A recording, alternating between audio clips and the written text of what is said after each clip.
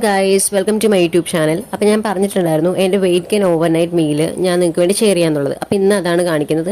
ആദ്യമായിട്ട് ഒരു ബൗൾ എടുത്തിട്ട് അതിനകത്ത് ആവശ്യത്തിന് പാൽ ഒഴിച്ച് കൊടുക്കണം. ഒരുപാട് പാൽ വേണ്ട, ഒരു 3/4 ഗ്ലാസ് പാൽ ഒഴിച്ച് കൊടുക്കണം. അതിലോട്ട് വേ പ്രോട്ടീൻ ഇട്ട് കൊടുക്കണം. അപ്പോൾ വേ ഇല്ലാത്തവരാണെന്നുണ്ടെങ്കിൽ അതിലോട്ട് എൻഷ്യൂറോ അല്ലെങ്കിൽ ബൂസ്റ്റോ ഇട്ട് കൊടുക്കണം. ഞാനിപ്പോൾ ജിമ്മിൽ പോകുന്നതുകൊണ്ട് വേ എടുക്കുന്നതുകൊണ്ട് വേ ഇട്ട് കൊടുക്കും.